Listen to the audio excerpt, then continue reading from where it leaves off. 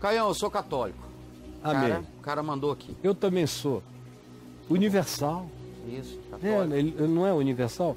Católico significa universal. Ah, Eu sou um cara universal. Do reino de Deus. Do reino de Deus. eu tô assustado aqui. Eu não sou da IURD. Ah, tá, sou. Eu sou um ser universal do Voltei a reino de respirar. Deus. Antes de Macedo se converter, eu já sou um ser universal do reino de Deus. Que Há bom, muito cara. tempo. Tá bom.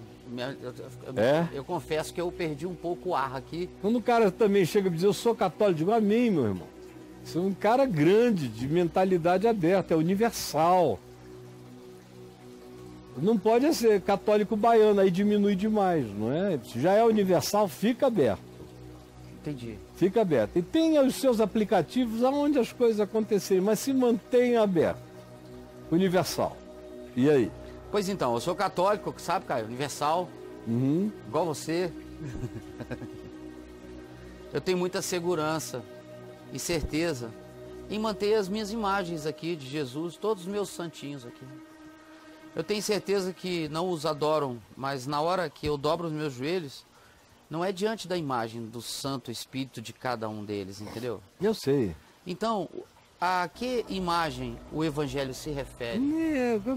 O evangelho não se refere à imagem, ele se refere à adoração. Aham.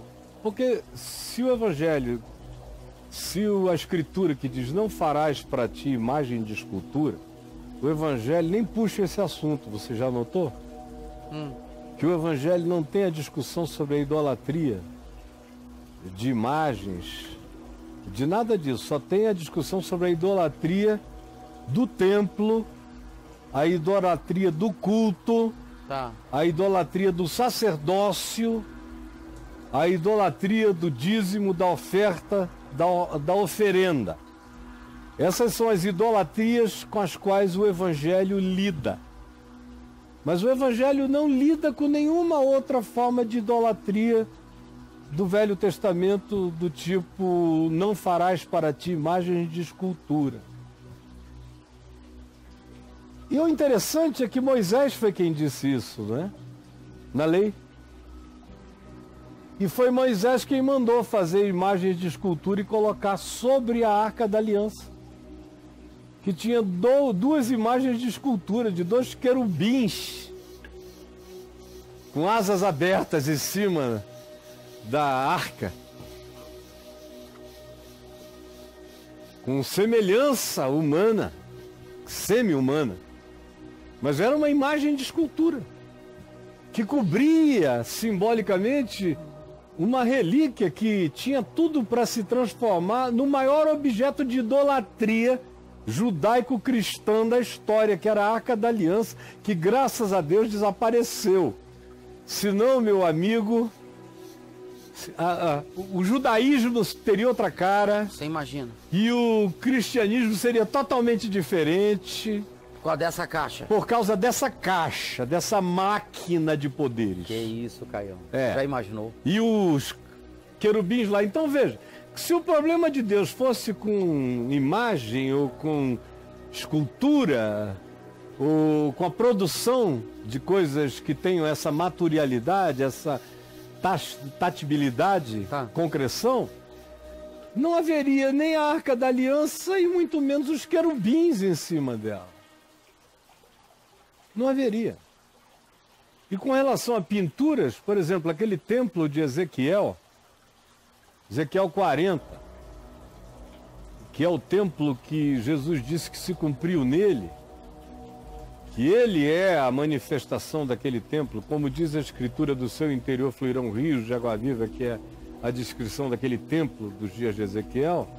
Pois bem, o interior daquele templo não construível, o templo que cresce para dentro, tem um texto aí no meu portal chamado O Templo que Cresce para Dentro. Quem quiser ler vai entender.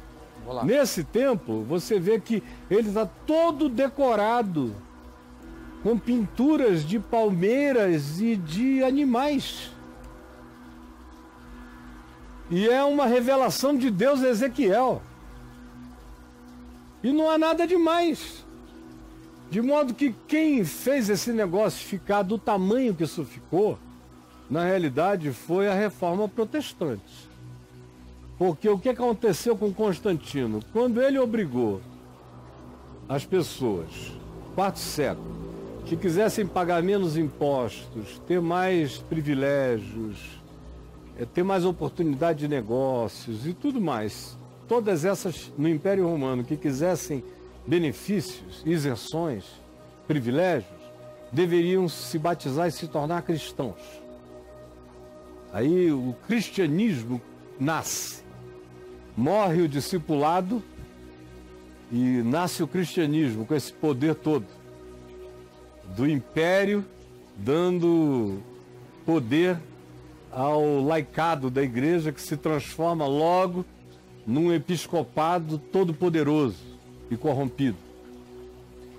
Então, o Constantino obrigou, fazendo assim, aquele monte de gente que não sabia de Jesus, que não queria nada com Jesus, que não queria se converter a droga nenhuma, mas queria pagar menos imposto, queria economizar dinheiro, queria ter mais oportunidade de negócios, porque quem fosse cristão, a esse se prometia todas essas vantagens maçônicas.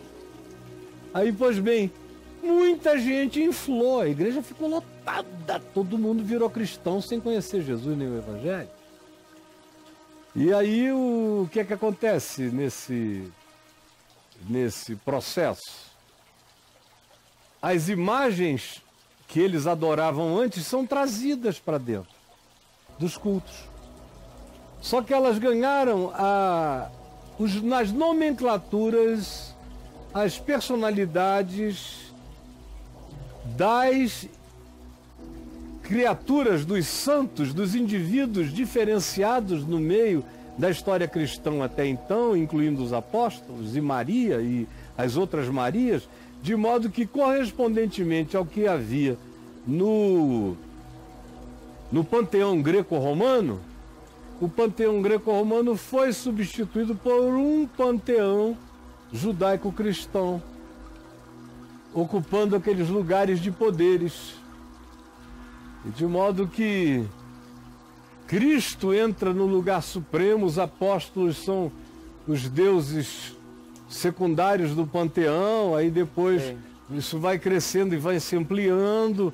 Maria toma um lugar que vai crescendo em importância e a adoração, o culto, a imagem se fazia sob o argumento de que ajudava a concentração da prece, mas muita gente não usava nada disso, ou muita gente, quando se ajoelhava diante desses ídolos, estavam se ajoelhando era diante dos seus deuses anteriores, como acontece no sincretismo.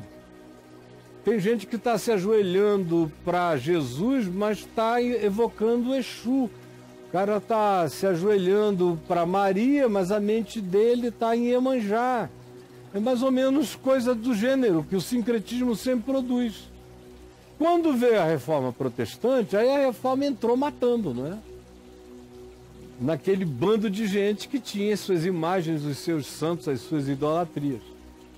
E bateu feio. Isso virou a grande guerra entre protestantes e católicos, passou a ser a questão da idolatria. Não era nem o que dizia respeito a outras coisas infinitamente mais importantes. Porque a idolatria tem uma natureza muito cultural e psicológica. E havia coisas de natureza infinitamente mais importantes que, se fossem entendidas, naturalmente o indivíduo iria deixando a idolatria, mas não, ao invés de explicarem o Evangelho, eles só brigavam contra os ídolos. Aí o sujeito ficava muito mais firmado e enraizado na sua convicção idolátrica, porque era uma herança familiar. Era herança do pai, herança da mãe, era herança da família, era herança da tribo. Quebrar aquilo ali era quebrar as raízes, era matar a identidade do indivíduo. De modo que, quando se ataca o ídolo, sem ensinar o indivíduo quem é Deus, que Deus é espírito, que importa que se o adore em espírito e em verdade, como é que cada um fala com Deus, como Deus não tem mediadores dessa natureza e o único mediador é Jesus, e Ele já é, e Ele te ama. Se você explica isso, o ídolo vai virando só uma escultura ou uma pintura. Ele perde todo o significado. Se for bonito, ele vira uma obra de arte. Se for mal feito, é uma coisa de mau gosto. Um objeto. Mas o que sobra é só a arte e a beleza. Nada além disso. Mas vocês vejam, quando o protestantismo surgiu, os protestantes tomaram um monte de templos católicos. E você até hoje vê quando você visita, por exemplo, se você for na Catedral de Calvino, Catedral de São Paulo, de Saint-Pierre, em Geneve, na Suíça, Tá. você vê até hoje os lugares dos nichos dos santos católicos que estiveram lá. Eles tiraram todos aqueles santos, limparam, deixaram aquela bela arquitetura. Fica só a prateleirinha. Ficou só o amparinho ali, também não cabe vela, porque católico usava vela. Então...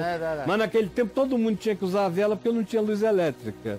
Mas de preferência um lampião com óleo, só para se diferenciar da vela católica, costumeira. Tá. Aqui no Brasil, por exemplo, eu nasci debaixo de uma guerra entre católicos e protestantes acerca de objetos de idolatria.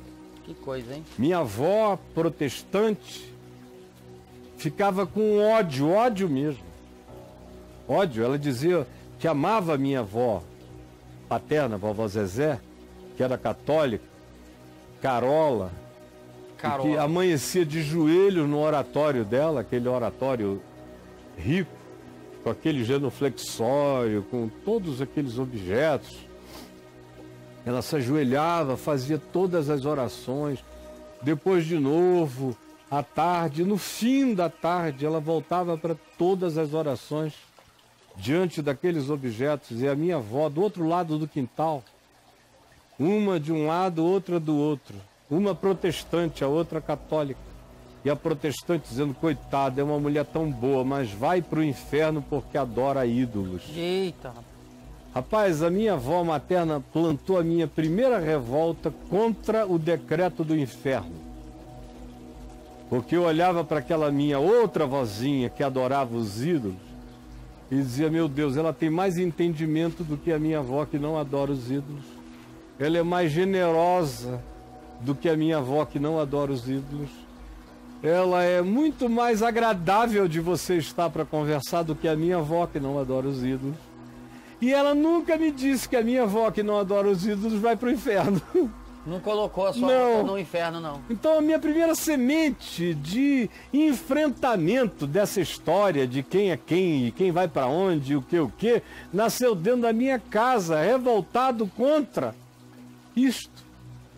E depois, meu Deus, ainda preguei no Nordeste, em tempos em que o pregador evangélico que fosse pregar no Nordeste tinha que atacar os ídolos. Senão você não estava pregando a mensagem genuína do Evangelho. E eu ia pregar no Nordestão todo e não tocava em ídolo. Aí É uma premissa de assunto, de tema para ele. Tinha que falar, senão não tinha pregado pertinentemente o Evangelho do Nordeste. Olha só, tinha que dar uma batidinha. Batidonas. Enorme. Tinha que deixar com raiva mesmo. Que isso, Caio? E eu era só amor de Deus, venham todos. Aí os padres acabavam indo me ouvir, já me ouviam na TV, aí me levavam na paróquia. E eu ia comer junto com os católicos. Ou quantas vezes com as mães de santo e os pais de santo, que iam me ouvir escondidinhos.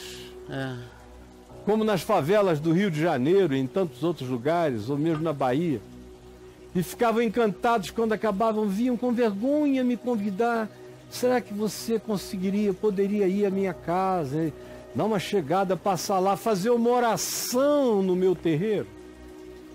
E eu nunca não fui, eu fui a todos. Sou amado pela maioria deles o tempo todo e muitos deles me ouvem. E em muitos deles o Evangelho cresceu e está crescendo. Então, meu querido, se você sabe quem é o seu Deus, se você o adora em espírito e em verdade, esse negócio aí na sua casa virou só virou quadro da tia, do porta-retrato. Porta-retrato, álbum de família. Em cima da televisão, pinguim da geladeira. A Santa Família, uma obra de arte. Agora mesmo, morreram algumas pessoas recentemente nas nossas famílias. Do lado da Adriana, morreu a mãe dela, que sempre foi católica e se converteu ao Evangelho praticamente na meia-idade. Naquele tempo a meia-idade era 40 e poucos anos, 40 anos. Mas nunca jogou fora os objetos católicos dela, que eram belíssimos. Obras de arte, dignas de serem colocadas num museu.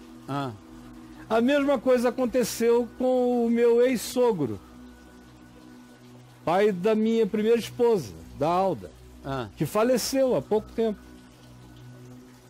E tinha uma coleção que vinha da mãe dele e dos familiares de obras de arte católica extraordinárias. E eu me lembro do tempo em que a filha dele, a Aldinha, com quem eu fui casado, desenvolveu um pânico daqueles objetos, pânico, quando ela era recém-convertida. Ela não queria nem passar na frente. Eu devagar fui tirando aquele pânico, orando, dizendo, não é assim. Isso aí é só gesso, é só pau, é só pedra, é só ouro, é só quadro, não é nada, não é coisa nenhuma, não tem diferença entre isso, esse e aquele. Entre o Van Gogh e isso aqui, são só obras. Nada. Tudo mais está na tua mente, no teu olhar. Devagar ela foi ficando livre disso, ficou tão livre disso, que agora, 40 e tantos anos, 45, 46 anos depois daqueles primeiros experimentos de conversão com medo daquilo, agora ele morre e ela me disse que distribuíram entre os irmãos as obras de arte, porque para eles eram só obras de arte, só memória, de alto nível e de alto valor em si mesmo e de grande valor estético, sem falar no valor estimativo. Então, o que já se perdeu de tempo é a briga dos fariseus contra o outro grupo em dissensão na presença do cego, que tinha acabado de ver, estava vendo. E o pessoal, ao invés de se alegrar porque ele estava vendo, estavam brigando por cima, discutindo. É verdade. Discutindo. Essa é a história da idolatria, que isso já tomou de tempo, que isso já afastou gente de Deus. Brigaram tanto por causa dos ídolos que o cara idolatrou mais ainda a sua idolatria e fechou o coração e bloqueou o coração para o amor de Deus. O ódio da pregação dessa natureza que bloqueia o coração do idólatra por afinidade, que poderia crescer para se tornar só um colecionador de obras de arte religiosa. Sim. Então, para muitas pessoas que vêm com essa angústia e que eu sei que se converteram genuinamente ao Evangelho, digo, pronto, você é só um colecionador de obras de arte religiosa e pronto. Não tem história. Casa de mamãe tem isso, cara. Minha mãe é cheia de bagulho lá. Quando é de mau gosto, eu recomendo jogar fora porque é feio. Alguns são brega, mas quando é de bom gosto, não, meu filho, é só uma obra de arte. Nada além disso. A grande idolatria cristã não é isto hoje em dia, no meio evangélico, a idolatria de pastor, de cantor. De cantor, então. De deputado. De pessoas desse tipo que são idolatradas. Nesse meio, eles dizem que não tem ídolos. Não, eles têm mais ídolos do que os católicos. Muito mais ídolos do que os católicos. E ídolos vivos. Sim. Ídolos que eles querem tirar o suor do cara e lamber. Se o cara disser, faz isso, faz na hora, faz qualquer negócio. Completamente cegos. Essa é que é a grande e terrível idolatria, afastando tanta gente do conhecimento puro e simples de Jesus. Acabou aqui. Acabou. Caio, eu rapidinho, pesquisei lá, o templo que cresce para dentro. O templo que cresce para dentro, você mandou essa bala aí, 83, ok? Que deu 83 registros, e o primeiro é aqui. O templo que cresce para dentro. Janeiro de 2004. Leia eu acho que é isso. esse texto que você está querendo. Leia esse texto. O templo só construível no coração está ali também, ó. 2008, esse aqui. E tem alguns vídeos nossos aqui Lá embaixo do vai Papo ter, de tá Graça. Vamos achar. Você tem... Ixi, mas tem muita Mas coisa. tem, vai até o... Número 5 número aqui. Vou pegar no 10. final lá que pode pintar uns vídeos. Não foi. Isso tudo tá no on demand, mas é vídeo também, né? Sim. É tudo vídeo. Vai estar escrito no azulzinho. O azulzinho explica se é carta, O se é que que é? informativo, se é a mente de Paulo. É uma viagem pela mente de Paulo, é um texto. Artigos, reflexões.